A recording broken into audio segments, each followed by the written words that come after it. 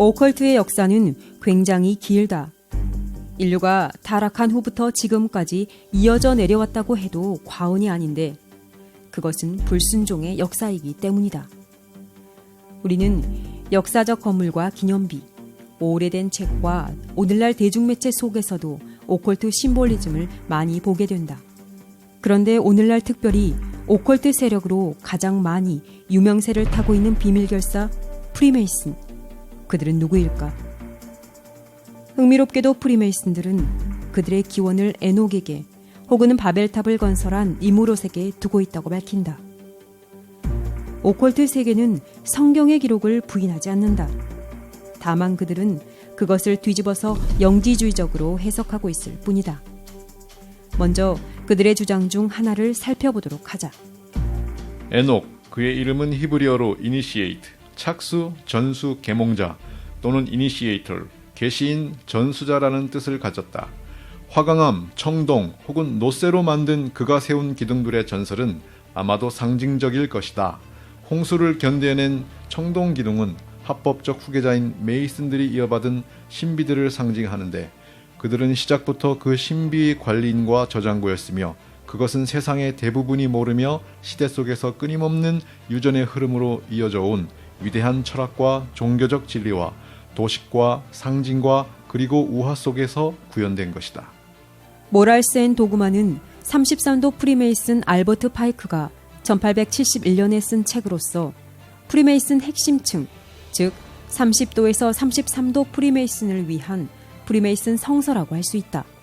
그런데 이 책에서 그는 흥미롭게도 대홍수가 있었음을 인정하고 있으며 또한 그들이 전수받은 신비스런 지식이 에녹으로부터 이어져 온 것이라고 밝히고 있다. 과연 어느 에녹일까? 그들은 이 에녹이 아담의 7대 손이며 하나님과 동행한 에녹이라고 주장하는데 이 에녹이 정말로 하나님과 동행한 에녹일까? 참고로 그들은 유전의 흐름으로 그들의 신비주의 지식을 전수받았다고 한다.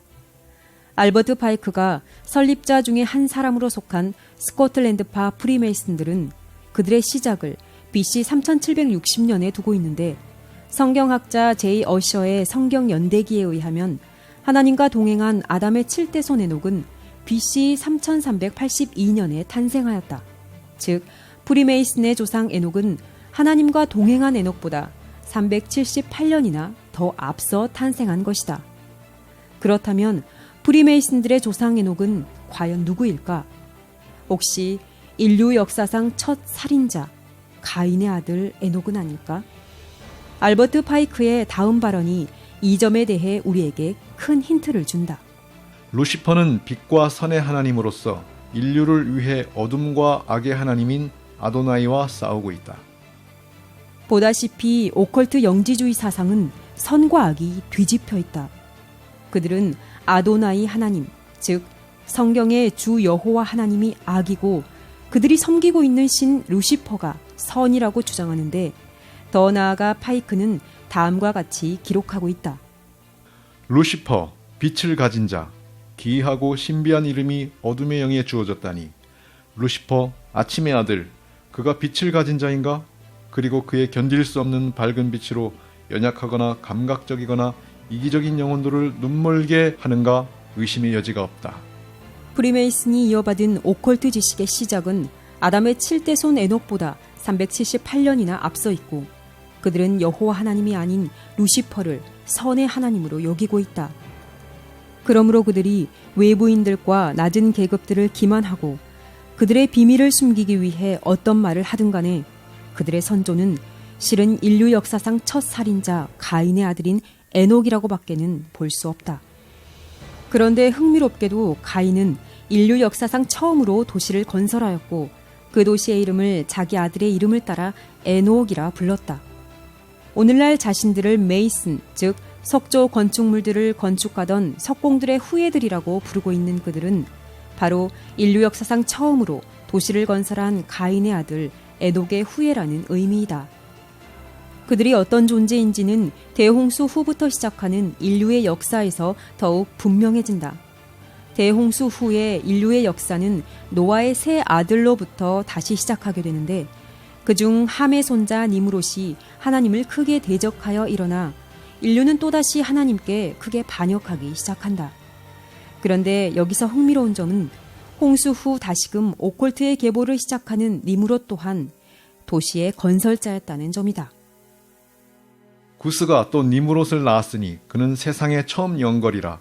그가 여호와 앞에서 특이한 사냥꾼이 되었으므로 그의 나라는 시날 땅의 바벨과 에렉과 아갓과 갈레에서 시작되었으며 그가 그 땅에서 아수르로 나아가 니느웨와 르호보딜과 갈라와 및 느느웨와 갈라 사이의 레센을 건축하였으며 그는 홍수 후 처음으로 왕국을 건설하였고 많은 도시를 건설하였다. 또한 그의 주도 아래 불순종의 자녀는 시날 땅에 바벨탑을 건설하였는데 유대 역사가 플라비우스 요세푸스는 다음과 같이 니므롯에 대하여 기록하였다. 사람들이 하나님을 모욕하고 경멸하도록 이끈 것은 니므롯이었다. 그는 노아의 아들 함의 손자였다. 그는 대담하고 강한 힘의 소유자였다. 그는 사람들이 누리는 행복이 하나님에게서 오는 것이 아니며 하나님께 감사하지 말도록 사람들을 설득하였다. 동시에 그는 사람이 자기 자신의 용기를 믿음으로 그들이 행복을 찾을 수 있다고 사람들을 설득하였다. 그는 자기의 힘에 사람들이 지속적으로 의존하도록 만들지 않고서는 그들이 하나님 경외하는 것을 막을 수 없다는 것을 깨닫고 그의 정부를 천천히 독재 정부로 변화시켰다. 또한 그는 다시 하나님께서 세상을 물에 담그실까봐 하나님께 복수하겠다고 하였다. 그는 물이 닿지 못할 높은 탑을 건설하여 그렇게 할 것이었다. 그리고 그는 자기 조상을 멸하신 하나님께 복수할 것이었다. 니므롯의 정신에서 두 가지 중요한 사실을 발견하였을 것이다. 첫째, 그는 사람들이 하나님께 감사하지 않고 그분을 신뢰하지 않고 자기 자신만을 신뢰하도록 설득하였다. 오늘날 이런 똑같은 정신을 가진 종교들이 이 세상에 만연하다는 사실을 아는가? 이 세상에 실은 두 종류의 종교밖에는 존재하지 않다. 자신의 죄됨과 무력함을 시인하고 창조주 하나님께 도움을 구하는 참 종교와 스스로 선하게 될 수 있다고 믿는 거짓 종교이다. 둘째, 니므롯은 자신을 신뢰하는 종교를 퍼뜨리는 데 그치지 않고 사람들이 하나님이 아닌 정부에 의존하게 함으로 사람들을 하나님에게서 떠나도록 하였다. 그런데 오늘날에도 사탄은 똑같은 방법을 통하여 사람들이 하나님께 감사하고 그분만을 신뢰하는 신앙에서 멀어지도록 하고 있다는 사실을 아는가? 프리메이슨 퀴즈북에는 니므롯은 누구였는가? 라는 질문이 등장한다. 니므롯은 누구였는가? 그는 구스의 아들이다. 오래된 헌법에는 그가 석공예, 프리메이슨 공예의 아버지였다고 언급하며 성서에는 많은 도시에 건축하였다고 한다. 즉, 니므롯은 현대 프리메이슨의 아버지이며 많은 도시의 건축가였는데 프리메이슨 백과사전은 더욱 흥미로운 내용을 우리에게 알리고 있다.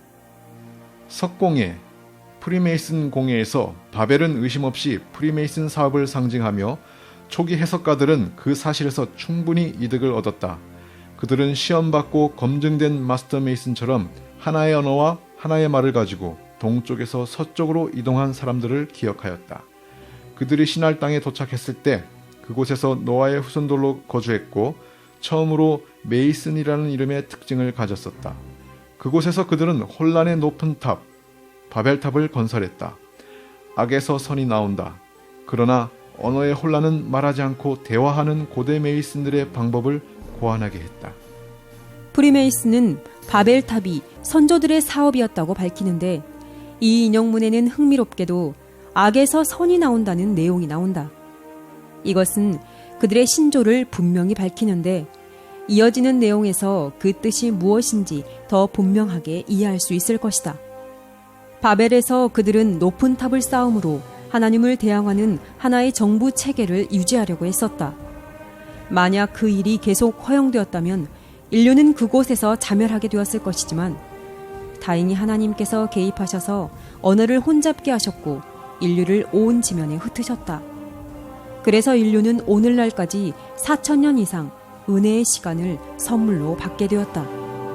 그러나 인류에게 희망을 준 이 사건은 세계 단일 정부를 세우려던 고대 오컬트 세력에게는 큰 재앙이었다.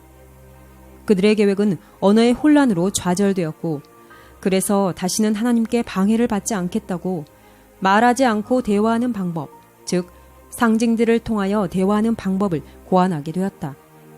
많은 사람은 이렇게 생각한다. 그들의 상징들이 온 세상에 넘치고 있다.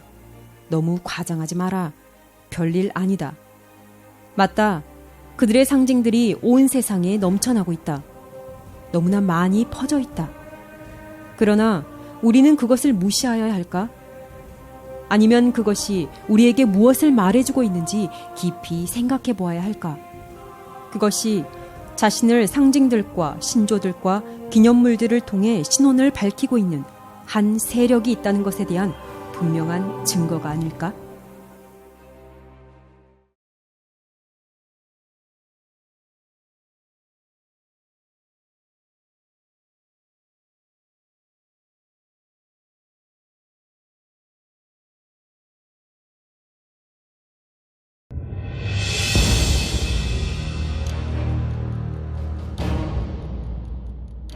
프리메이슨 조직은 16세기에 유럽에서 조직된 비밀 결사이다. 프리메이슨이 존재하기 전에 장미 십자회가 있었고, 장미 십자회가 있기 전에 템플 기사단, 영지주의자들, 카발라 학자들, 그리고 그 시작에는 고대 신비주의 종교들이 있었다.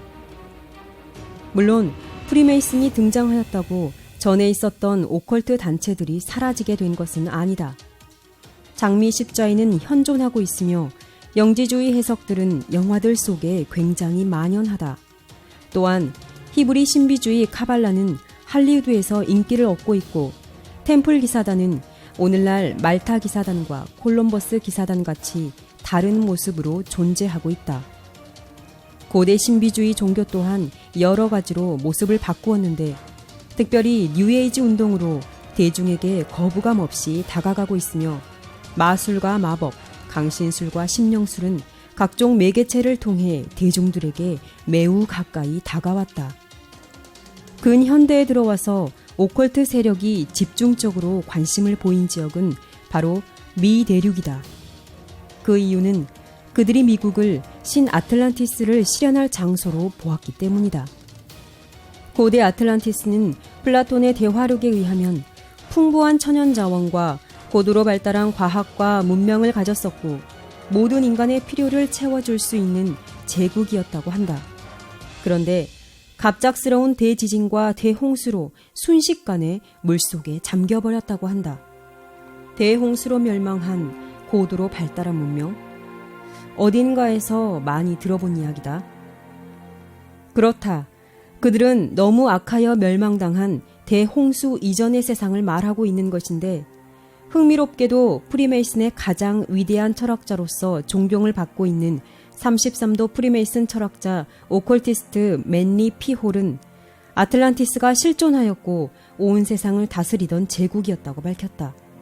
더 나아가 그는 그것이 언젠가는 다시 재건될 운명이라 밝혔고, 비밀 조직들은 지난 3000년 이상을 줄곧 깨달음을 얻은 국가들의 민주주의를 이룩하기 위하여 열심히 예비 지식을 수집하였다라고 말하였다. 이것을 다르게 말하면 대홍수 이후로 지금까지 그들은 신아틀란티스를 이루기 위하여 일해왔다는 뜻이다. 이 신아틀란티스의 계획을 세워 그것을 이루기 위해 미 대륙으로 프리메이슨들을 보낸 사람이 바로 아는 것이 힘이라는 명언으로 유명한 영국의 장미 십자의 수장 프랜시스 베이컨 경이다. 이 사실에 대해 맨리 피 홀은 많은 미국의 건국자들이 메이슨이었을 뿐 아니라 유럽에 존재하는 비밀스럽고 위험 있는 조직의 도움을 받았다. 프랜시스 베이컨이 설계한 프로그램에 따라 신아틀란티스는 잘 형성되어 갔다고 기록하였다. 우리는 미국에서 오컬트 세력의 활발한 활동에 대하여 미국의 수도인 워싱턴 DC만 살펴보아도 너무나 분명히 깨닫게 된다. 그러나 미국 역사 속에서 비밀 조직들에 속한 유력 인사들을 살펴보면 우리는 더욱 놀라게 된다. 미국의 초대 대통령인 조지 워싱턴으로 시작하여 역대 대통령 중에 프리메이슨으로 확인된 대통령만 최소 14명이다.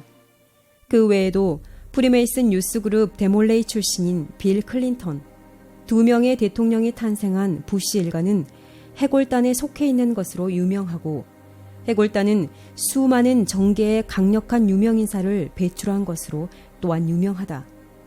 이뿐 아니라 허버트 후보 이후에 공화당 대통령은 모두 보헤미안 클럽에 속해 있다고 한다.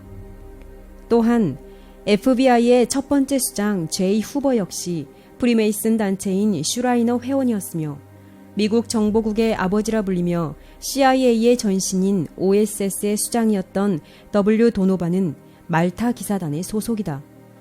그리고 흥미롭게도 CIA를 1000조각 내고 오늘날 미국과 세계 경제를 망하게 하고 있는 주범인 FRB를 없애버리겠다고 하던 존 F. 케네디 대통령도 콜럼버스 기사단의 소속이었다. 물론 그는 오컬트 세력에게 반역해서 암살당했지만 말이다. 그의 암살 사건은 거대한 음모가 있다는 사실을 밝힌 사건 중 하나인데 숭흥빙은 그에 져서 화폐 전쟁에서 다음과 같은 사실을 밝히고 있다. 현대사를 통틀어 케네디 대통령 암살 사건만큼 노골적으로 민주정치를 짓밟은 예는 없을 것이다. 케네디 암살 후 불과 3년 만에 18명의 결정적 증인이 연이어 사망했다. 그중 6명이 총에 맞아 죽었고 3명은 자동차 사고로 사망했으며 2명은 자살, 1명은 목이 잘리고 1명은 목이 졸려 죽었다. 그리고 5명은 자연사했다. 영국의 한 수학자는 선데이 타임스의 기관글에서 이런 우연이 발생할 확률은 10경분의 1이라고 했다. 프리메이슨과 다른 비밀 조직들은 신세계 질서를 위하여 미국의 건국 초기부터 활발히 활동하였는데 특별히 과거 미국 역사에서 독립혁명과 남북전쟁은 그들의 영향으로 생긴 일이었다. 오늘날에도 정재계의 수많은 유명인사가 프리메이슨이거나 해골단, 보헤미안 클럽, 말타 기사단 등등 비밀 결사에 속해 있다. 물론 어떤 사람들은 다음과 같이 말할지도 모른다. 미국 대부분의 주요 인물이 비밀 결사에 속해 있었고 지금도 속해 있는 게 우리와 무슨 상관이 있습니까? 라고 말이다. 그런데 과거의 프리메이슨들의 영향력을 널리 알린 사건이 하나 있었으니 바로 19세기 윌리엄 모건 사건이다. 캡틴 윌리엄 모건은 프리메이슨 첫 3단계에 대하여 폭로하는 책을 기록하였는데 그 사실에 분노한 프리메이슨들은 그를 납치하여 살해하였다. 후에 대중에게 이 사실이 밝혀지자 대중은 범죄자들에 대하여 공정한 처벌을 요구하였다. 그런데 현실에서 정의를 실현하기란 불가능하였다. 당시 상황에 대하여 본래 프리메이슨이었다가 탈퇴한 장로교 목사 찰스 G. 비니는 다음과 같이 기록하였다. 사람들은 법정, 보안관들, 목격자들, 배심원들과 아무것도 할 수 없음을 깨닫게 되었고 그들의 모든 노력은 당시에 완전히 무력하였다. 정의가 실현되기란 불가능하다는 사실을 당시 대중은 깨닫게 되었는데 그 여파가 어마어마했기 때문에 미국의 7대 대통령을 지낸 존 퀸스 애덤스가 이끄는 안티 프리메이슨 당이 출범하게 되었고 존 퀸스 애덤스는 다음과 같이 말하기도 하였다. 나는 프리메이슨 조직이 최악이 아니라면 도덕적 그리고 정치적 악 중의 하나라고 양심적으로 믿는다. 그뿐 아니라 프리메이슨에 대하여 공식적인 조사들이 진행되기도 하였는데 그 결과는 다음과 같았다. 프리메이슨은 어떤 존재인가? 굉장히 강력하다. 그것은 높은 고위층, 부유층, 각 기관에 능력 있고 권세 있고 권세를 가졌다가 잃은 자들로 구성되어 있는데 중요한 권력이 있는 거의 모든 곳에는 그들이 존재하고 있다. 프리메이슨은 우리 정부 안에 존재하는 분명하고 독립적인 정부이며 비밀스러운 방법들 때문에 땅의 법령들이 닿지 않는다. 인용문들에서 읽듯이 과거의 프리메이슨은 미국에서 강력한 권세를 가졌었다. 그런데 그들이 과연 오늘날에는 더 적은 영향력을 가지게 되었을까? 그들이 계획하고 실행하는 신세계 질서가 어떤 것인지 깨닫게 된다면 아무도 나하고 무슨 상관 있습니까? 라고 말할 수 없을 것이다. 왜냐하면 미국을 통해 완성되는 신세계 질서는 전 세계를 지배할 것이기 때문이다. 특별히 그리스도인은 미국이 건국부터 지금까지 비밀 결사에 속한 지도층이 있다는 것에 경각심을 가져야 한다. 왜냐하면 첫째, 이 비밀 결사들은 하나님을 대적하는 오컬트 신앙을 가지고 있기 때문이고 둘째, 이 비밀 조직들이 좌지우지하고 있는 미국은 오늘날 세계를 지배하는 슈퍼파워이기 때문인데 그들의 목적인 신아틀란티스, 신세계 질서는 하나님과 하나님의 백성을 대적하는 것이 될 것이기 때문이다. 그리스도인은 특별히 미국에서 벌어지는 일들에 깊은 관심을 기울여야 할 것이다. 오늘날 온 세상을 주관하며 세상을 경제 위기로 몰아가는 일에 너무나 큰 역할을 하는 미국이 성경 예언에 등장하지 않는다면 이상하지 않을까? 그렇다. 미국은 분명히 성경 예언에 등장하고 있다. 그것도 기독교계 밖에서도 너무나 유명한 짐승의 표의 환란과 관련되어 말이다. 내가 봄에 또 다른 짐승이 땅에서 올라오니 새끼 양같이 두 뿔이 있고 용처럼 말하더라. 물론 여기서 등장하는 새끼양 같은 짐승이 왜 미국인지 이해하기 위해서는 성경의 다른 곳들에 등장하는 예언 해석을 위한 열쇠를 얻어야 한다. 먼저 짐승은 성경 예언에서 국가를 상징한다. 다니엘서 7장에는 네 짐승이 등장하는데 이 예언을 연구하면 요한계시록 13장을 해석할 수 있는 중요한 힌트를 얻을 수 있다.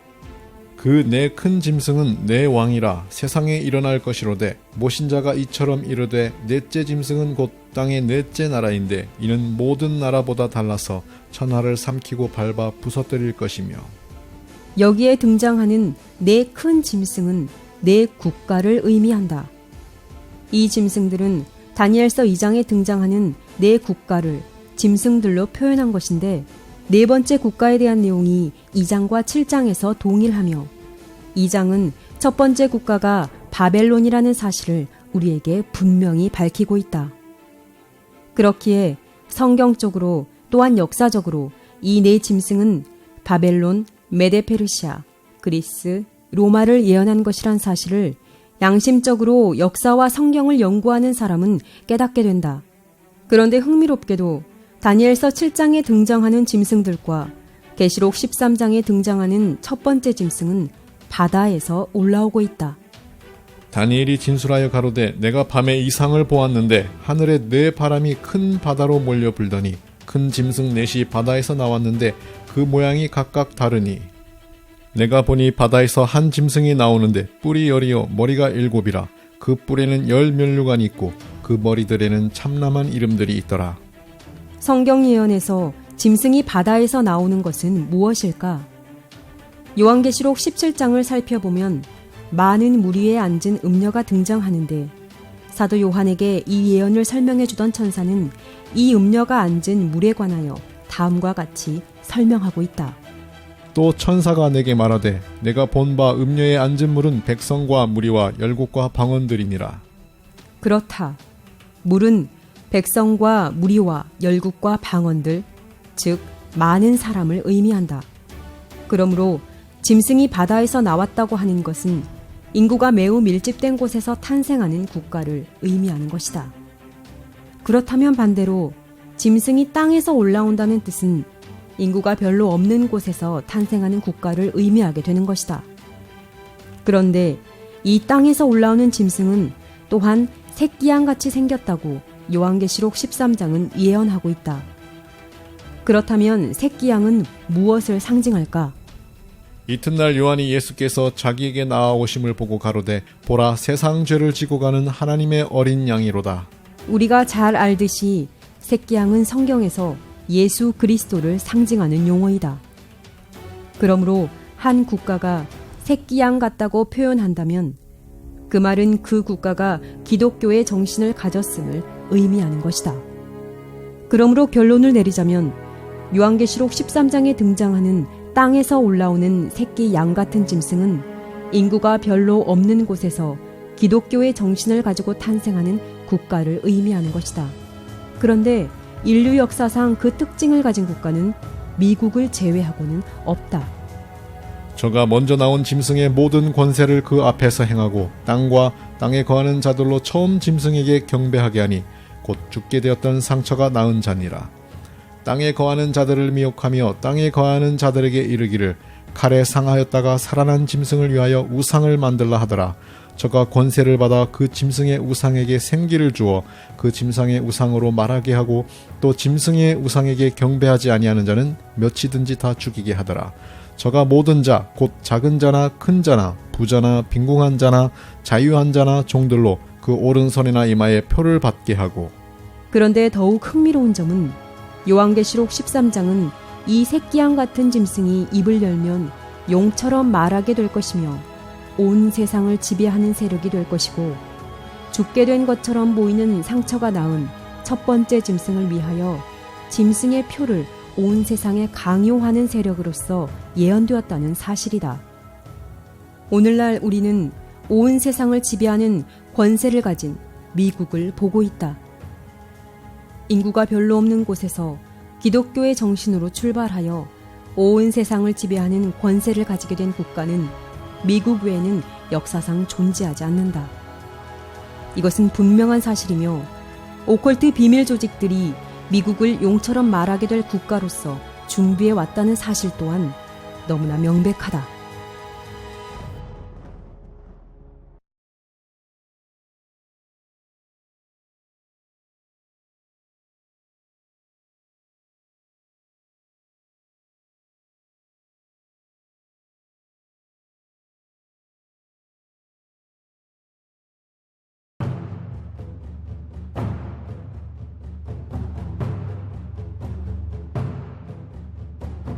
예수회는 굉장히 오래전부터 세상을 주관하기 위해 준비해 왔는데 이미 1720년에 다음과 같은 기록이 있다.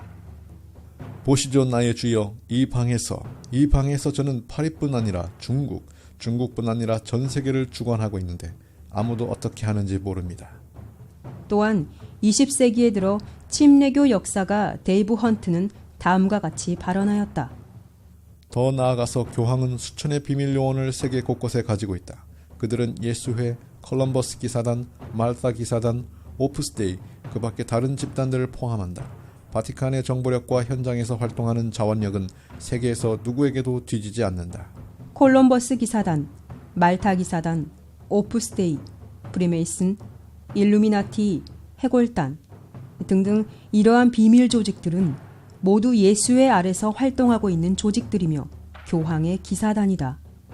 그들은 세상을 지배하기 위해 전 세계의 비밀 요원들을 가지고 있고 각국의 정보국들이 그들의 손아귀에 있으며 또한 오늘날 미국을 손에 쥐고 사용하고 있는데 특별히 FRB를 사용하여 미국의 경제와 더 나아가 전 세계의 경제를 파탄으로 몰아가고 있다. 이 사실에 대하여 아이비리그 예일대 출신의 변호사로서 20년간 세계은행에서 근무한 캐런 후디스 씨는 다음과 같이 증언하고 있다. 참고로 그녀는 세계은행 근무 당시 전 세계에서 벌어지고 있는 부정부패에 대하여 내부 고발을 하다가 세계은행에서 해고되었다.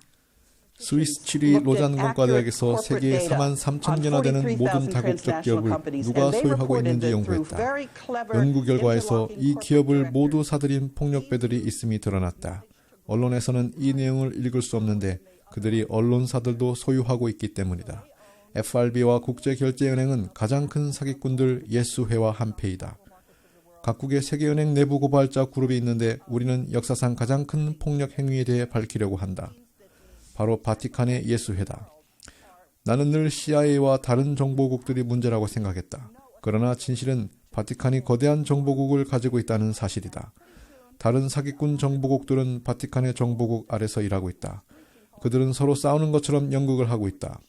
대부분 미국 국세청 소득이 바티칸으로 간다는 사실을 모른다. 우리가 영적 지도자들로서 믿고 있는 사람들이 실제로는 정반대의 악행을 하고 있다. 그들이 세계의 모든 첩보기관을 주관하고 있으며 우리를 속이고 있다. 우리는 진지하게 이 문제를 해결해야만 한다. 온 세상은 서로 싸우고 있는 것처럼 보일지 모른다. 그러나 이 모든 것은 후디스 씨의 말대로 그저 연극일 뿐이다.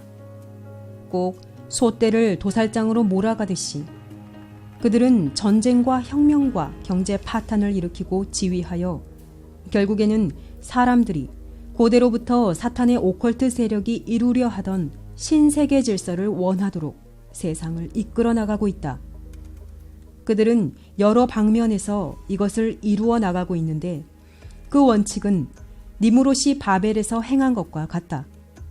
공립교육체계, 미디어 등등 다양한 방법을 통하여 대중이 자신의 지성과 자기 자신만을 신뢰하도록 세뇌 교육하고 불안정한 세계 정세를 만들어 대중이 정부에게 의존할 수밖에 없게끔 하는 것인데 결국 끝에는 늘 그래왔듯이 독재 정부가 탄생하는 것이다.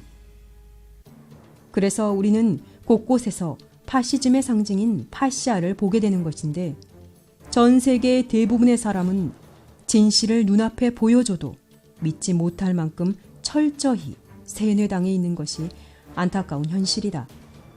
그들이 독재 정부를 원하고 있다는 사실은 분명한데 특별한 이유가 있을까? 한 저자는 예수회가 특별히 무슨 목적을 가지고 프리메이슨을 조종하고 있는지 다음과 같이 기록하고 있다.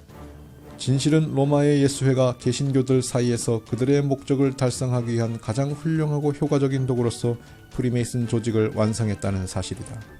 프리메이슨은 예수회가 개신교도들을 없애기 위하여 완성한 예수회의 걸작품이다. 예수회는 사탄이 직접 사용하고 있는 비밀 조직들의 우두머리며 사탄과 그들의 궁극적인 목적은 가인이 아벨을 살해한 것처럼 오로지 진짜 그리스도교를 말살하는 것이다. 그들은 오로지 그 목적을 위하여 온 세상을 지배하려는 것인데 과거 중세 시대에 교황권과 예수회는 종교 재판을 통해 수많은 진실한 그리스도인들을 죽였다.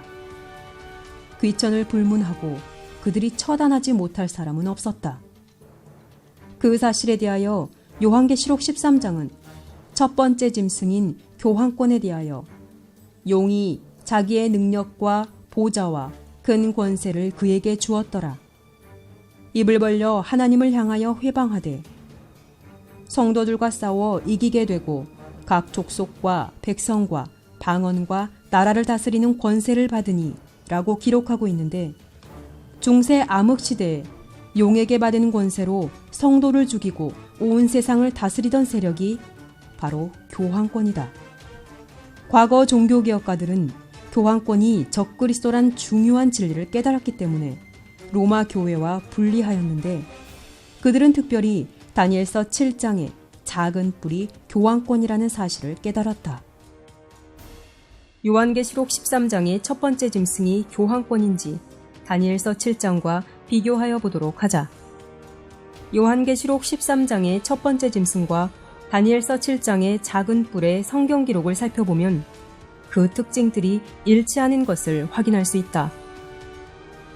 요약된 표에서 확인할 수 있는 것처럼 요한계시록 13장의 첫 번째 짐승은 다니엘서 7장의 작은 뿔과 같은 존재이다. 그런데 다니엘서 7장의 작은 뿔은 다음과 같은 특성들을 가졌다. 로마가 열국으로 분열한 AD 476년 후에 등장하는 세력이다. 열국 중 세 뿔을 뽑으며 즉 세 국가 헤롤리, 반달, 오스트로고스를 멸망시킨 후에 등장하는 세력이다. 참고로 마지막으로 멸망당한 오스트로고스는 AD 538년에 멸망했다. 이 세력은 정치적 힘을 가진 국가이면서 다른 뿔과 다르고 특별히 지극히 높으신 자를 말로 대적한다. 즉 이 세력은 종교적 특성도 가졌다. 성도와 더불어 싸워서 이기고 성도를 핍박하고 죽이는 세력이다. 성경에서 적그리스도의 세력을 언급하며 7번이나 3년 반 혹은 42달 혹은 1260일로서 등장하는 예언적 기간과 관련된 세력인데 이것은 과거 종교개혁가들이 사용하던 성경에 기초한 연일 원칙을 사용하면 실제적으로는 1260년이 된다. 작은 뿔은 1260년간 성도를 죽이고 괴롭히고 세상을 통치하는 권세를 가졌던 세력이다. 때와 법을 변개하는 즉 십계명을 변개하는 세력이다. 예수께서 오실 때까지 존재하는 세력이다. 이 모든 특성을 모두 만족시킬 수 있는 유일한 존재는 지구 역사상 로마 천주교 교황권밖에는 존재하지 않는데 교황권이 스스로 자신이 적그리스도이며 십계명을 변개하였다고 공식 문서를 통해 온 세상에 광고하고 있다는 사실을 아는가? 교황은 너무 존엄하고 높음으로 단지 인간이 아니라 하나님과 같은 존재로서 하나님의 대리자이다. 교황들은 이 지구상에서 전능한 하나님의 자리를 대신한다. 교황은 단지 예수 그리스도의 대리자일 뿐만 아니라 그는 육신의 베일 속에 감추어진 예수 그리스도 자신이다. 교황은 너무나 위엄 있고 지고함으로 그는 단순한 사람이 아니라 하나님인 동시에 하나님의 대리자이시다. 교황은 지상의 하나님이시며 왕 중의 왕이시고 최고의 권세를 가지고 계시다. 이러한 문서는 천주교회에 셀 수 없이 많은데 교황은 자신이 그리스도의 대리자일 뿐 아니라 자신이 하나님이라고 공식 문서들을 통해서 광고하고 있다. 흥미롭게도 성경에서 적그리스도라고 할 때 적, 즉 안티는 대신하다라는 뜻이 있다. 그러므로 지상에서 하나님의 자리를 대신한다는 발언은 자신이 적그리스도라고 문자 그대로 광고하고 있는 것이다. 베드로와 그의 후계자들은 교훈이나 금지에 관한 율법을 부과할 수 있는 권세를 가졌음과 아울러 이러한 율법들로부터 면제해주는 권세도 있고 필요하다면 폐지하는 권세도 있다. 우리는 천주교회의 십계명과 성경의 십계명이 다르다는 사실을 잘 알고 있다. 특별히 천주교회의 십계명에는 우상 숭배를 금하는 계명이 빠져 있다. 그뿐 아니라 그들은 하나님께서 그분을 경배하라고 하신 날을 바꾸었다. 천주교회는 안식일을 주일 중 7째 날인 토요일에서 첫째 날인 일요일로 변경시킨 후 10계명의 넷째 계명을 고쳐서 일요일을 주일로 지키라고 명하였다. 이러한 사실에 대해 종교개혁의 선봉에 섰던 마틴 루터는 교황권에 대해 다음과 같이 기록하고 있다. 바울이 데살로니가후서 2장 4절에 하나님이나 숭배함을 받는 자 위에 뛰어나 자존하여 하나님 성전에 앉아 자기를 보여 하나님이라 하느니라고 기록하였던 그 존재가 여기에 있다. 적그리스도인 불법의 사람 곧 멸망의 아들이 있는데 그는 하나님의 법을 변경하였으며 하나님의 계명 위에 자신이 만든 계명을 높였다. 우리는 여기서 교황권이 진짜 적그리스도의 권좌에 앉아있다는 사실을 확신하는 바이다. 그렇다. 과거 종교개혁가들은 성경에 기초하여 교황권이 적그리스도란 사실을 깨달았기 때문에 진리의 말씀에 순종하여 로마 천주교회와 분리하였다. 그들은 그들이 깨달은 진리를 위해 목숨을 걸었다. 그러나 오늘날 WCC를 통하여 로마 천주교회와 연합하고 있는 개신교회를 그들이 알게 된다면 얼마나 통탄할까. 오늘날까지도 이 땅에서 하나님의 행세를 하는 교황권의 전성기는 AD 538년 당시 로마의 유스티니아누스 황제가 로마 교회의 감독인 유세비우스를 온 세계의 교회의 머리로 임명하면서 시작되었는데 이것은 성경이 예언한 대로 정확히 1260년 뒤인 1798년에 예수의 영향력 아래 있던 프랑스 혁명군이 피우스 6세를 잡아가면서 수많은 성도를 죽인 교황권의 끔찍한 전성기를 마치게 된다. 수많은 참된 그리스도인을 이단으로 정죄하며 칼로 죽인 교황권이 성경이 예언한 대로 문자 그대로 자신의 칼에 죽임을 당하게 된 것이다. 그런데 우리 앞에 성경이 예언한 대로 중세기 교황권의 전성기를 본뜬 우상, 즉 이미지를 만들고 있는 국가가 있으니 바로 땅에서 올라온 새끼 양 같은 짐승 미국이다.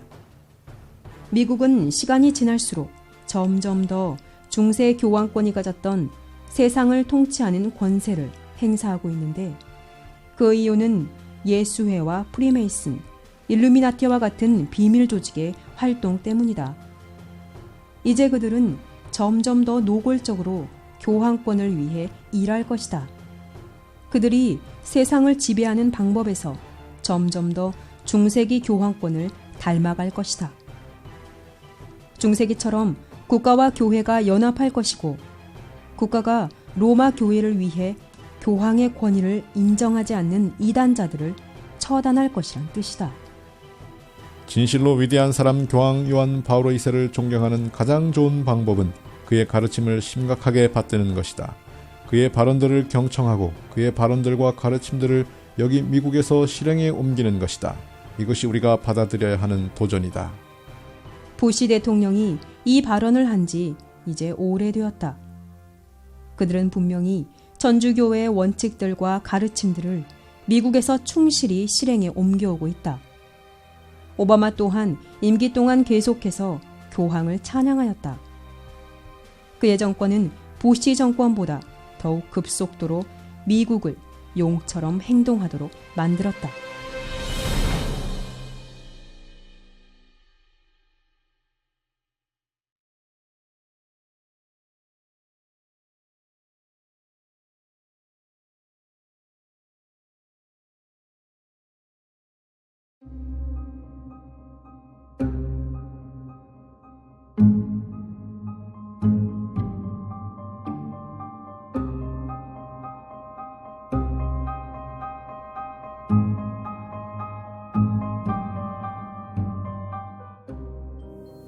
오늘날 세상에 수많은 음모론이 난무하고 있다. 그중 프리메이슨, 일루미나티와 같은 비밀 결사에 대한 관심이 고조되고 있는데 아마 가장 큰 이유는 오늘날 대중매체에 난무하는 그들의 심볼리즘이 아닐까 한다. 최근 몇 년간 연예계는 사탄 숭배에 심취된 것이 아닌가 싶을 정도로 오컬트 심볼리즘으로 도배되고 있다. 이제 제법 오래전의 일이 되어 많은 사람의 기억 속에서 잊혀진 샌디옥 초등학교 총기 난사 사건 직후 미국 라디오 방송국들의 재생 목록에서 다이영이란 곡이 제외되어야 했다. 왜냐하면 그 곡에 우린 젊어서 죽을 거야 라는 가사가 계속해서 반복되었기 때문이다. 참고로 그 곡의 뮤직비디오에는 온갖 오컬트 상징이 가득 담겨 있으며 그 곡을 부른 케샤는 샌디옥 슈팅 사건 직후 트위터에서 본인은 그 노래의 가사를 부르고 싶지 않았지만 부르도록 강요받았다고 밝혔다. 물론 그 트윗은 얼마 후에 삭제되었지만 말이다. 연예계뿐만 아니라 정계에서도 굉장히 오랫동안 많은 사람이 매우 강력한 한 비밀스러운 세력에 대하여 경고했다. 그 중에서 특별히 연방준비법에 서명한 미국의 28대 대통령 우드로우 윌슨은 다음과 같이 말하였다. 내가 정계에 들어온 이후 줄곧 여러 사람의 견해들이 내게 개인적으로 전달되었다. 미국 상업과 생산업 분야의 가장 큰 거물들은 누군가를 무엇인가를 두려워하고 있다. 그들은 매우 조직적이며 교묘하며 조심스럽고 맞물려 있으며 완성되어 있으며 만연한 하나의 세력을 알고 있는데 그들은 그것을 비난할 때 조용하게 하는 것이 좋을 것이다. 정말로 세상의 거물들이 두려워하는 온 세상을 지배하는 비밀스러운 세력이 있는 것일까? 더 나아가 오늘날 음모론의 중심에 있는 세계 단일 정부 설립 계획은 진실일까? 아니면 그저 음모론일 뿐일까? 룰러스 오브 이블이란 책은 다음과 같은 서문으로 시작한다. 세상에서 음모론을 믿는 자들은 오직 그것을 연구해본 자들이다. 정계에서는 어떤 것도 우연히 일어나지 않는다. 만약 어떤 일이 생긴다면 그것은 계획된 것이다. 라고 프랭클린 디 루스벨트 대통령이 말했을 때 그는 과장된 표현을 썼는지도 모른다. 조지타운 대학교에서 빌 클린턴이 가장 존경하던 교수 캐롤 퀴글리가 그에 져서 비극과 희망에서 대증은 이미 세계 정복을 목표로 하는 작지만 강력한 그룹의 주관 아래 있고 퀴글리 자신도 그 그룹에 소속되어 있다고 담대히 공인하였을 때 그도 과장된 표현을 했는지도 모른다. 정말로 세상을 주관하고 있는 작은 그룹이 있다. 그러나 우리는 이것을 음모론이라 할 수 없다. 왜냐하면 이 그룹은 자신을 상징들과 신조들과 기념물을 통해 신원을 밝히고 있기 때문이다. 퀴글리가 속한 세계를 지배하는 강력한 그룹은 누구일까?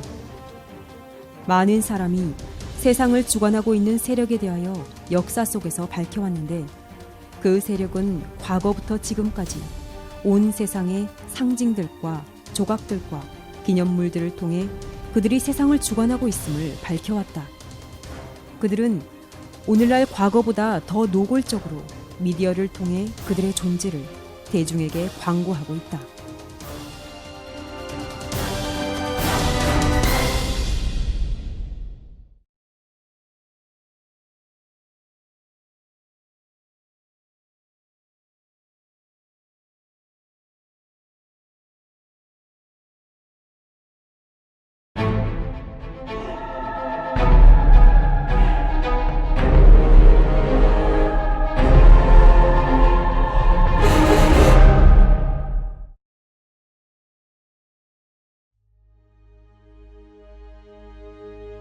아마 신세계 질서 하면 가장 유명한 것이 미화 1달러라고 해도 과언이 아닐 것이다. 미화 1달러에는 가장 유명한 오컬트 상징인 전시한 피라미드가 등장하며 그 밑에는 신세계 질서라는 문구가 라틴어로 등장한다. 피라미드 바닥에 철자들이 나타내는 숫자들을 합하면 1776이다. 1776년은 미국 건국년이기도 하지만 비밀 조직 일루미나티의 탄생년이기도 하다. 전시한 피라미드 외에도 13개의 별, 13개의 열매, 13개의 화살, 올빼미 등등 수많은 오컬트 상징들이 미화 1달러 곳곳에 숨겨져 있다. 이 사실은 오늘날 많은 사람에게 너무나 유명한 사실이 되었지만 많은 경우 신세계 질서가 정확히 무엇인지 그리고 더 나아가서 우리에게 어떻게 다가오고 있는지에 대해서는 잘 알지 못하고 있다. 신세계 질서는 종교, 경제, 교육, 정치, 식량 등등 사회의 모든 부분이 중앙에서 통제되는 것을 의미하는데 이것은 프리메이슨과 같은 오컬트 세력이 인류의 타락 이후로 지난 수천 년간 이루기 위해 노력해온 오래된 목적이다. 어떤 의미에서 이것은 거의 실현되어 있다고 생각할 수도 있다. 왜냐하면 오늘날 모든 종교는 WCC를 통하여 하나로 통합되고 있고 경제와 교육, 정치와 식량 또한 세계화되어 전 세계가 하나가 되고 있다. 또한 영어는 세계의 공용어로서 널리 사용된 지 오래되었다. 언어뿐 아니라 온 세상이 울고 웃으며 즐기는 소재들, 즉 문화가 세계화가 되고 있다는 점에서 온 세상이 하나로 연합하고 있음을 우리는 깨닫게 된다. 그런데 오컬트 세력은 어떻게 그들이 원하는 신세계 질서를 이루려 하고 있을까? 이 점에 대하여 프리메이슨의 최고 계급인 33도 프리메이슨의 모토인 오르도 앞 카오, 즉 혼돈 속에서 질서를 이룬다에서 우리는 힌트를 얻는다. 혼돈 속에서 질서를 이룬다. 과연 무엇을 의미할까? 우리는 이미 예수회와 일루미나티의 원칙이 결과가 수단을 정당화한다라는 사실을 보았는데 그들이 혁명들과 전쟁들을 일으키며 그들이 원하는 결과를 이루기 위해 양편에서 싸운다는 사실을 간략하게 살펴보았다. 이제 그들이 어떻게 대중이 신세계 질서를 환영하도록 만들 것인지 살펴보도록 하자. 1871년 알버트 파이크는 당시 일루미나티의 수장 주세페 마찌니에게 한 편지를 보냈다. 흥미롭게도 그 편지에는 신세계 질서를 이룩하는 데 필요한 3대 세계대전에 대하여 자세하게 묘사되어 있었는데 그 내용은 다음과 같았다. 제1차 세계대전은 일루미나티가 러시아에서 황제의 권세를 없애고 러시아를 무신론 공산주의 요새로서 만들기 위해 일어나야 한다. 일루미나티 요원들에 의해 생겨나는 영국과 독일 제국 간의 분기가 이 전쟁을 조성하는 데 사용될 것이다. 이 전쟁의 끝에 공산주의가 설립될 것이고 그것은 다른 정부들을 파괴하며 종교의 영향력을 약화하기 위해 사용될 것이다. 역사를 아는 사람은 제1차 세계대전이 영국 중심의 연합과 독일, 오스트리아 연합이 양 진영의 중심이 되어 싸운 전쟁이었고 그 결과로서 러시아의 왕권이 사라지고 무신론 공산주의 러시아가 생기게 됐음을 잘 알 것이다. 제2차 세계대전은 파시스트들과 정치적 시온주의자들 사이의 분기를 기회로 조성해야 한다. 이 전쟁은 나치즘을 파괴하고 정치적 시온주의가 충분한 힘을 얻어서 팔레스타인의 이스라엘 국가를 세우게 되어야 한다. 제2차 세계대전 동안 세계적으로 공산주의는 충분히 힘을 얻어 기독교 국가들과 균형을 이루어야 하며 마지막 사회적 재앙을 일으키기 위해 우리에게 필요할 때까지 자제되고 견제받아야 한다. 제2차 세계대전 또한 파이크의 편지의 내용처럼 이루어졌다. 이 전쟁의 결과로서 시온주의는 힘을 얻어 팔레스타인의 이스라엘을 건국하게 되었고 일본의 전쟁 활동의 결과로서 중국의 공산주의의 물결이 흘러들어가 장악하게 되었다. 또한 전쟁 후 1945년 7월부터 8월까지 포츠담에서 미국의 트루먼 대통령, 영국의 처칠 수상, 소련의 스탈린이 만나 회담을 한 결과로서 유럽의 많은 부분이 러시아에 거저 주어진 바 되며 공산주의 러시아가 절대 권력으로 부상하도록 했다. 이 점에 대해 역사가들은 어떻게 상대적 약세였던 러시아가 그렇게 강성하게 될 수 있었는지, 그리고 왜 유럽의 많은 부분이 러시아에 넘어갔는지 알 수가 없었다. 그러나 역사책들이 알려주지 않는 비밀 조직들의 활동을 연구하면 이것이 어떻게 이루어진 일인지 우리는 분명히 보게 된다. 포츠담에서 프리메이슨 지도자들이 만나 회담을 가진 결과 프리메이슨의 계획대로 모든 일이 진행되었는데, 이 사실에 대하여 우리는 특별히 교과서들이 알려주지 않는 자금의 출처에서 어둠의 세력 활동을 더욱 분명히 보게 된다. 이 점에 대하여 안소니 서튼은 다음과 같이 우리에게 밝히고 있다.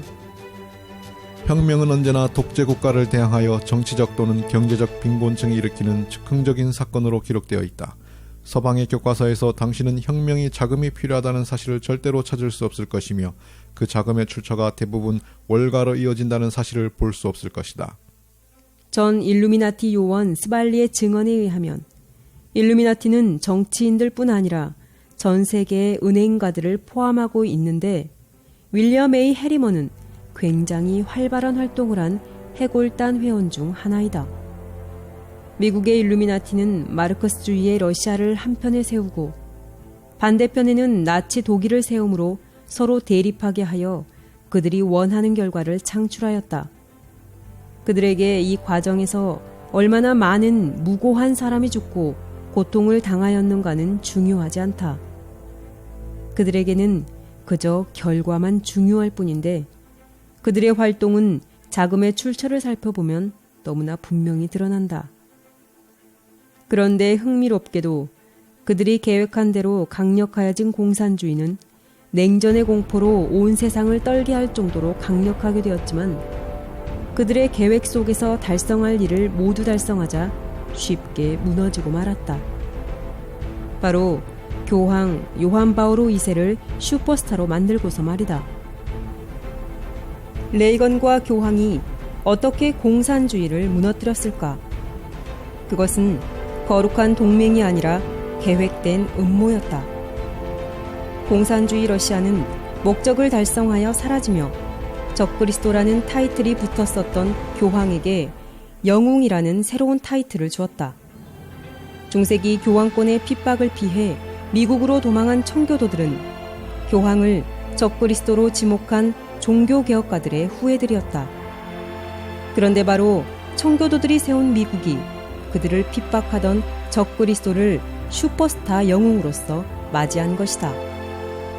그렇다면 제3차 세계대전에 대해서 알버트 파이크는 어떻게 기록하고 있는지 확인해보자. 제3차 세계대전은 일루미나티 요원들이 시온주의자들과 이슬람권 지도자들 사이에 생성하는 분기를 기회로 조성해야 한다. 전쟁은 이슬람권과 정치적 시온주의가 서로를 파괴하는 형식이 되어야 한다. 그러는 동안 다른 국가들은 이 문제에 대해서 의견이 갈려서 완전히 물질적으로, 도덕적으로, 영적으로, 경제적으로 파탄되는 수준까지 싸워야 한다. 우리는 니힐리스트들과 무신론자들을 풀어놓을 것이고, 그로 인해 우리는 가공할 만한 사회적 재앙을 불러일으킬 것인데, 그것은 완전한 무신론과 야만성의 근원과 최고의 피비린내 나는 소란들의 영향들에서 오는 공포를 국가들이 분명하게 보여줄 것이다. 그래서 방방곡곡에서 국민들은 자신들을 소수의 세계 혁명가들로부터 보호하기 위해 문명 파괴자들과 기독교에 빠진 수많은 사람을 몰살시킬 것인데, 그 순간부터 그들의 영들은 방향을 잃은 채 이상을 찾아 헤맬 것이고 무엇에게 그들의 경배심을 주어야 할지 모르게 될 것이다. 그때야 순수한 루시퍼 교리의 진정한 빛이 전 세계에 공개적으로 드러나게 될 것이고 그들은 그 빛을 받아들일 것이다. 이 빛이 드러나게 될 때 일반적인 복구운동의 결과로서 기독교와 무신론의 파괴가 일어날 것이며 동시에 둘 다 정복당하고 제거당할 것이다. 알버트 파이크가 예고한 3대 세계대전 중 1차, 2차 세계대전은 그들의 계획대로 진행되었다.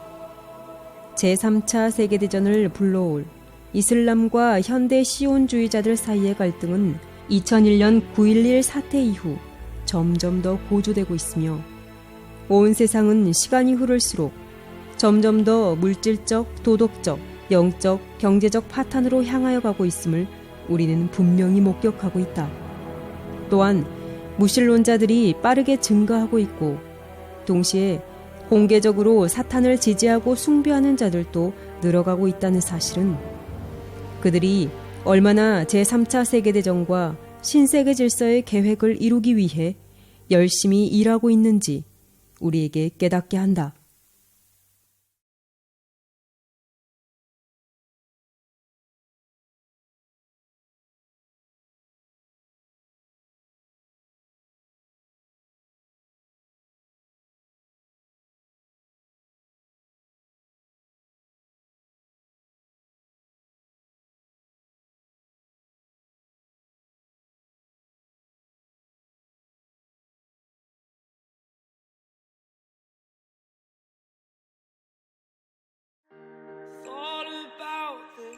미국 얘기를 한번 해볼까 합니다. 예. 미국이 지금 트럼프 패닉에 빠졌습니다. 미국은 패닉에 빠졌습니까? 네, 트럼프 대통령이 취임 열흘 만에 여러 가지 정책들을 쏟아냈는데요. 예. 북미 자유무역 협정 재협상, 환태평양 경제 동반자 협정 탈퇴, 자유무역 질서를 이런 방식으로 뒤흔들었고요. 예. 여기에 이슬람권 7개국 국민의 입국을 잠정 중단하는 반이민 행정명령까지 발동했습니다. 이슬람권의 거센 반발을 불러오고 있는데요. 이슬람권 7개 나라 국민은 아예 입국을 못하게 하는. 네. 이 트럼프 패닉에 빠진 지구촌, 이 뉴스의 행간을 좀 살펴볼까 합니다. 지금 뭐 전 세계가 트럼프 정책에 강하게 반발하고 있어요. 세계가. 아, 그렇어요. 지금 영국 같은 경우에는 뭐 국민들이 160만 명이 트럼프 들어오지 마라 이렇게 서명까지 했다고 맞아요. 하는데요. 예. 지금 가장 대표적인 일이 셀리 H 법무장관 대행을 해임한 일입니다. 이 반이민 행정명령 소송에서 정부를 변호하지 말라 이렇게 법무부 소속 변호사들한테 지시를 했다고 하는데요. 네. 백악관이 뿔이 단단히 났던 모양입니다. 한밤중에 해고 통보를 해버렸어요. 하하. 이 국토안보부 산하 이민세관국 국장 대행도 조용히 갈아치워 버렸습니다. 그렇죠. 이 무슬림 입국 금지 조처를 제대로 실행하지 않았다는 게 이유였습니다. 대통령이 하라면 해야 되는데 왜 네. 실행하지 않냐? 꼼지럭거리냐? 뭐 네. 쉽게 말하면. 미국 외교관 200여 명이 행정명령에 반대하는 연판장을 돌리면서 집단 반발을 했는데요. 네. 그러자 백악관이 내놓은 반응도 똑같았어요. 싫으면 그만두고 나가라. 싫으면 나가. 네. 참 무대뽀죠. 그러게요. 오바마 전 대통령은 퇴임 이후에 첫 성명을 발표했는데요.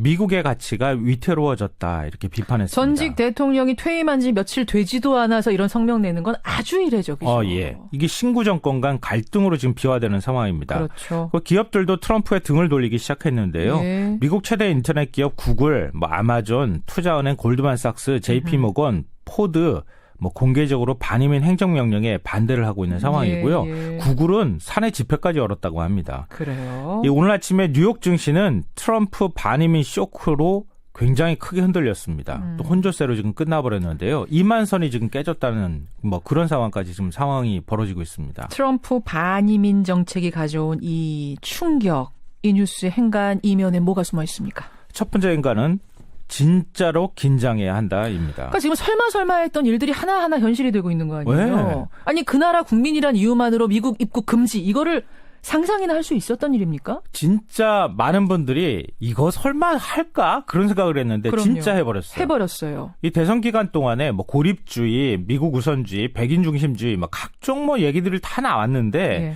이렇게까지 상황을 몰고 갈 줄 아무도 사실은 예측을 못했을 것 같아요. 설마 대통령 캠페인 할 때나 저러겠지. 진짜 대통령 되면 저러겠어. 털어내려고 저러겠지. 이렇게 생각했는데 트럼프가 지금까지 보였던 열흘 동안 보였던 행보를 보니까 아 이젠 다 할 것 같아. 그러니까요. 그동안에 얘기했던 거 자유무역 탈퇴 다 해버릴 것 같고 예. 멕시코 국경 장벽도 진짜 설치할 것 같고 이슬람 입국 금지에 이어서 불법 체류자 추방 선언도 조만간 할 것 같아. 불법 체류자 추방 선언까지 할 수도 있다. 네. 이젠 정말 트럼프는 한다면 하는 사람이야라는 생각을 할 수밖에 없게 됐는데요. 그러네요. 이대로 간다면요. 정말 중국을 환율 조작국으로 지정하고 중국산 제품에 45% 관세 매기겠다고 했던 공약도 지킬지도 모르겠다 이런 생각도 듭니다. 맞아요. 이럴 경우에 중국의 미국 수출액이 한 40% 정도 감소한다고 하거든요. 세계 경제가 쇼크에 빠질 수도 있습니다. 어느 방향으로 틀지 아무도 예측할 수 없는 상황이 돼버렸습니다. 진짜로 긴장해야 한다. 두 번째 행간 뭡니까?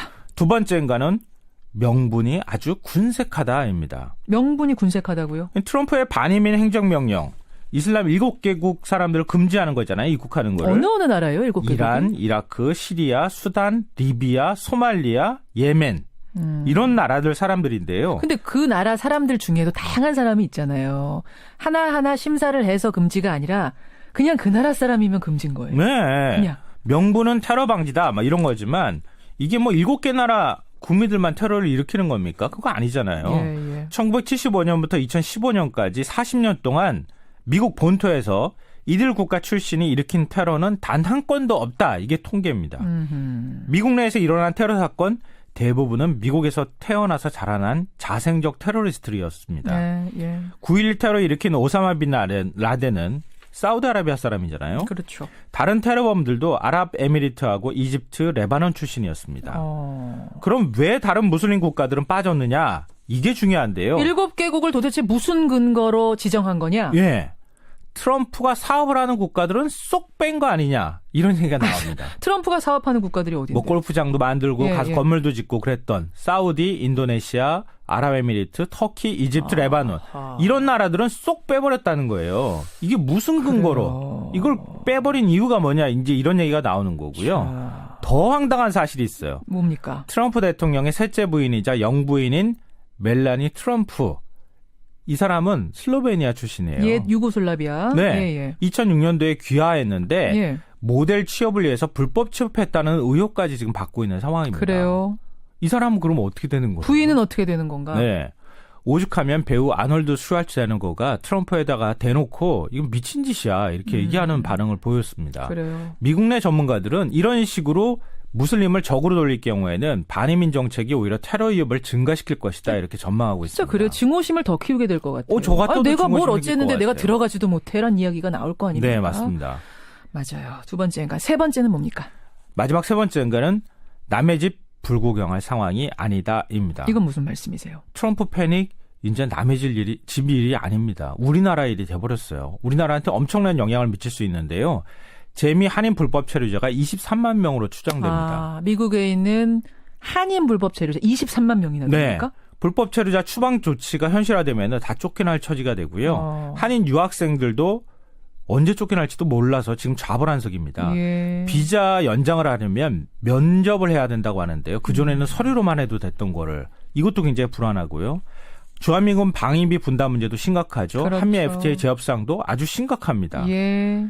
만약에 중국을 환율 조작국으로 지정하면 우리도 함께 지정돼서 금융시장에 쇼크가 올 수도 있습니다. 그러니까 분명한 거는 트럼프 미국 대통령이 강력하게 움직이기 시작했고 트럼프 패닉이 이제 시작됐다 이거일 겁니다. 남의 집 불구경 아니다. 여기 아직 갑자기 정신이 번쩍 드네요. 네. 김성환 씨 수고하셨습니다. 네, 고맙습니다. 지난 시간에 이 시간에 광폭 행보를 하고 있다. 이렇게 전해드렸는데 한 단계 수위가 더 높아진 것 같아요. 그렇습니다. 우리 시간으로 지난 1월 21일 취임식 후 이제 겨우 열흘이 지났습니다. 네. 근데 하루에 최대 2건씩 지금까지 총 13건 행정명령에 서명을 해서 각종 논란을 일으키고 있는데 행정각서까지 포함하면 17건입니다. 예. 트럼프 대통령은 오바마 케어 폐지, TPP 탈퇴, 송유관 건설, 멕시코 국경 장벽 건설에 서명을 했고요. 네. 그리고 중앙정보국, CIA 비밀 감옥 운영, 그리고 물고문 불활 등에 대해서도 행정명령도 준비 중이라고 합니다. 하지만 무슬림 7개 나라 국민들이 입국을 하지 못하도록 반이민 행정명령을 발동하면서 이 미국 국민뿐만 아니라 전 세계 국가와 기업들로부터 반발을 사고 있습니다. 아니 근데 트럼프가 대선 유세할 때부터요. 네. 자기는 반이민 정책을 좀 시행을 하겠다 이렇게 얘기를 했었는데 너무 빠르게 지금 시행을 했습니다. 네, 트럼프 대통령은 현지 시간으로 27일 미 국방부에서 이슬람 테러 세력의 미국 잠입을 차단하겠다는 명분으로 시리아, 이라크, 이란, 리비아, 예멘, 수단, 소말리아 등 중동과 아프리카 7개국 국민의 미국 입국을 90일간 금지한다는 행정명령을 내렸습니다. 네. 말씀하신 것처럼 선거운동을 하면서 계속해서 이 무슬림의 미국 입국을 금지할 거다 이렇게 약속을 했는데요. 네. 하지만 현실적으로 쉽지 않은 결단이기 때문에 뭐 당선 이후에는 그 공약 자체가 수정되거나 취소될 거다 이런 의견이 지배적이었습니다. 그렇죠. 하지만 이 종교를 기준으로 한 일괄적인 입국 금지 대신에 몇몇 국가에 집중하는 방식으로 결국 반이민 정책을 강행했는데 게다가 이 반이민 행정명령에 서명하기 전에 공화당 의원들과 아무런 사전 논의를 하지 않은 것으로 나타났습니다. 아, 그래요? 예. 이 30일 워싱턴 포스트에 따르면 백악관 측은 반이민 행정명령이 의회와 논의를 거친 결정이라고 주장을 하고 있지만 예. 공화당 의원들은 트럼프의 이슬람 국가 입국 금지령이 실제로 강행됐다는 사실에 놀라움을 금치 못하고 있다고 합니다. 상원 외교위원회 위원장인 밥 코커 상원 의원은 백악관은 이번 행정명령을 의회와 논의했다고 말하고 있지만 이에 대한 아무런 대화가 이루어지지 않았다. 그러면서 이번 행정명령 언제 처음 들었냐 이렇게 기자가 질문을 하니까 예.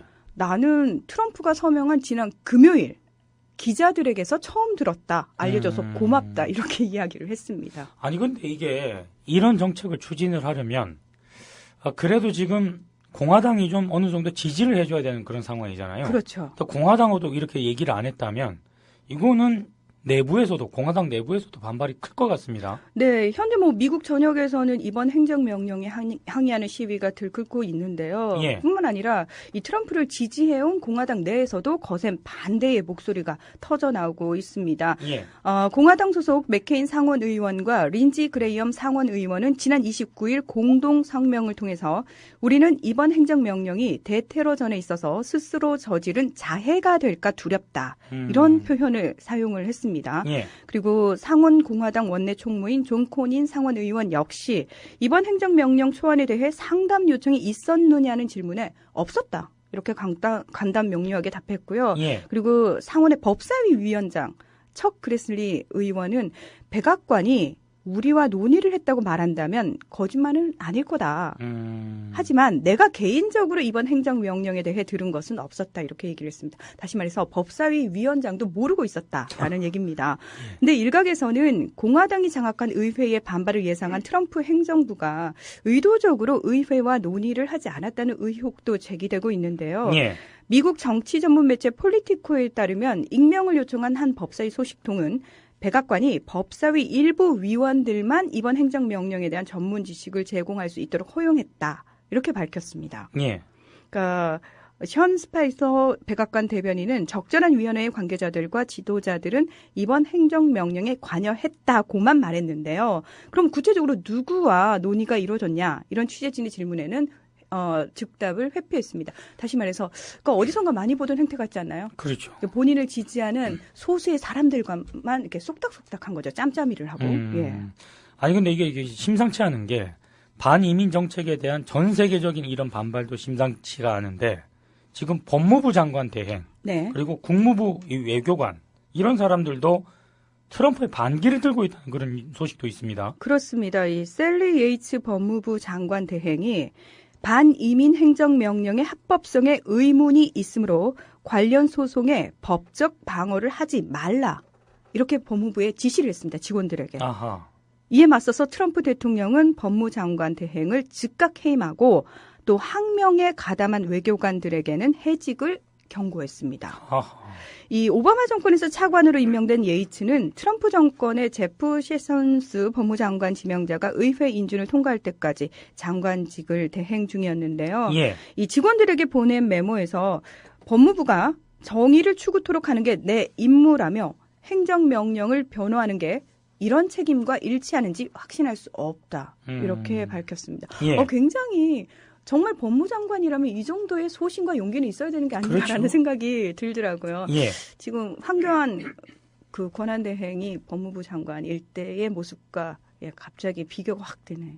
그 전 법무부 장관들도 거의 비슷했습니다. 예. 예. 또 재외공관 외교관을 포함해서 국무부 직원 100여 명은 행정명령 반대 연판장을 회람하면서 이 대통령에게 맞섰는데요. 예. 뉴욕타임즈 등에 따르면 지난 주말부터 회람이 시작이 됐고요. 예. 워싱턴의 국무부 본부부터 재외공관 주재 외교관 등 중상위직 직원들까지 대거 참여를 했다고 합니다. 이 반대 채널이라고 불리는 메모 회람 서명 방식은 베트남전 때부터 도입이 됐다고 하는데 예. 외교관들이 주요 외교 정책 등을 비판하는 통로로 사용이 돼 왔습니다. 음흠. 이 반대 채널에 서명한 외교관들은 트럼프의 행정명령이 미국 영토에서 미국민에 대한 공격을 억제하는 데 도움이 될 수 있을지에 대해 강한 의구심을 표출한 것으로 알려졌습니다. 게다가 이 예이츠 대행 경질 후 1시간도 지나지 않아서 다니엘 렉스데일 이민세관 집행국 국장도 해임됐는데요. 네, 인선에 대한 설명은 나오지 않았지만 일련의 항거에 대한 백악관의 조치로 짐작할 수 있습니다. 여기도 자신들의 생각과 다르면 그냥 날려버리는군요. 그러게요. 저는 미국에서 이렇게 바로바로 경질을 했다는 얘기를 거의 최근 들어서는 처음 들은 것 같아요. 예. 네.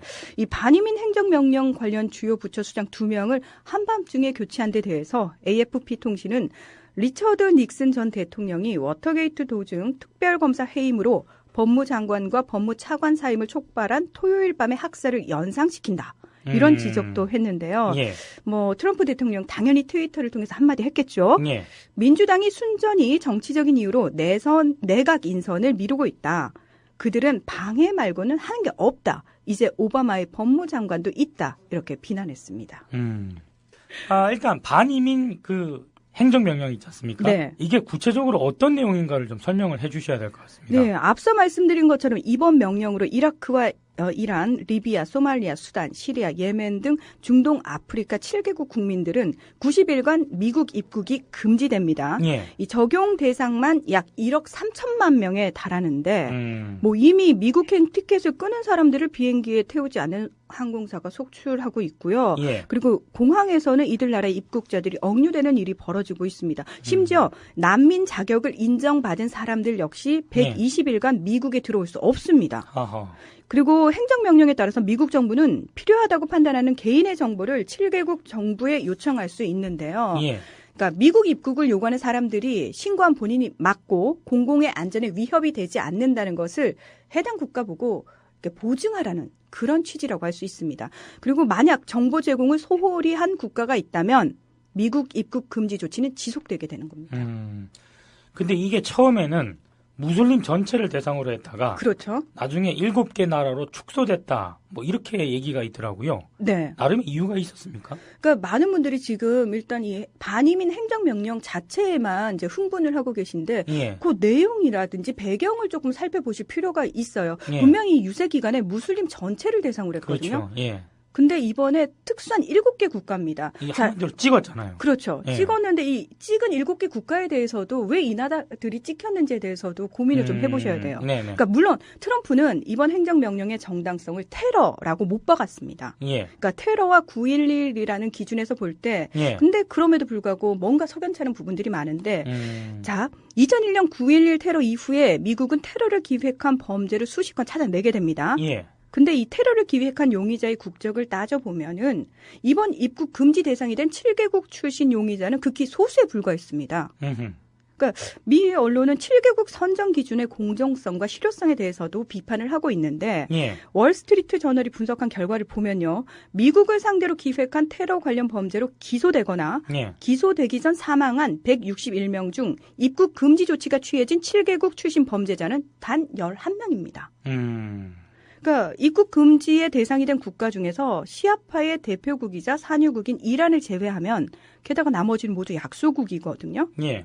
또 2001년 9.11 테러 이후 이들 7개국에서 온 이민자 출신의 테러로 미국 시민이 사망한 사례는 없었습니다. 어허. 그러니까 미국 안보 컨설팅 업체 수판그룹의 2015년 보고서에 따르면 미국에서 테러 공격을 자행한 극단주의자들 가운데 어느 나라가 가장 많냐면 사우디아라비아입니다. 아하. 그러니까 이에 따라서 그 지난해 미국 상원에서는 또 무슨 법안까지 가결이 됐냐면은 예. 희생자 유족이 사우디 정부의 피해 보상을 청구할 수 있도록 허용하는 법안이 가결됐거든요. 그 정도로 가장 경계 대상은 사우디라는 얘기입니다. 나 지금까지 듣고 보면 힘없고 만만한 나라를 좀 찍은 게 아닌가 이런 생각이 좀 드네요. 그렇습니다. 예, 게다가 또 여러분이 가장 잘 아시는 알카에다의 지도자죠. 오사마 빈 라덴도 예. 사우디 예. 유명 가문 출신이고요. 그리고 9.11 테러 주범 19명 중 18명은 사우디아라비아, 아랍에미리트, 이집트 출신이지만 이 세 나라는 7개국에서 빠졌습니다. 이 나라들은 나름 부유한 나라들 아니에요? 강대국이죠. 아하, 예. 예. 이 워싱턴 포스트에 따르면 사우디와 인도네시아 그리고 아랍에미리트, 터키, 이집트, 레바논 등 주요 이슬람 국가들이자 주요 테러 공격에 대한 연루 의혹이 제기된 나라들이 예. 트럼프의 행정명령 대상국에서 제외된 것은 그의 사업상 이익과도 관련이 있다. 아, 이런 주장도 있습니다. 여기서도 대통령이 주판알을 튕기네. 네. 그 주판알 튕기다가 지금 절단난 나라가 여기 있는데 그 벤치마킹을 좀 하셔야 될 것 같은데. 예, 예. 너무 그 북핵에 대해서만 관심을 가지고 예. 한미 그 동맹의 방위비 분담 비율에만 관심을 가졌던 그렇죠. 것 같아요. 트럼프가. 예. 예. 네네. 자, 그렇다면 지금 말씀드린 뭐 이집트라든지 사우디아라비아 하면은 사실 부유국가기도 하고 좀 이슬람의 중진 국가잖아요. 예. 그러면 이번 사태에 대해서 뭔가 발언을 해야 되는데 예. 본인들은 입국 금지 철퇴를 모면했단 말이죠. 그렇죠. 그래서 공식 언급을 피한 채 동향만 살피고 눈치만 보고 있는 상황입니다. 그러니까 만약 트럼프의 지적대로 이 테러리스트의 입국을 저지하는 게 1차적인 목적이라고 한다면 예. 사실은 유럽 국가로부터 입국 금지를 하는 게 가장 전략적으로 옳은 방법입니다. 그렇죠. 예, 왜냐하면은 프랑스 파리와 벨기에 브뤼셀에서 잇따라 발생한 테러에서 알 수 있듯이 테러 그룹에는 프랑스와 벨기에 국적의 무슬림들이 적지 않게 포함되어 있거든요. 예, 예. 그러니까 이런 점에서도 이번 입국 금지 대상 국가 선정이 비합리적이었다는 지적이 타당성을 얻고 있습니다.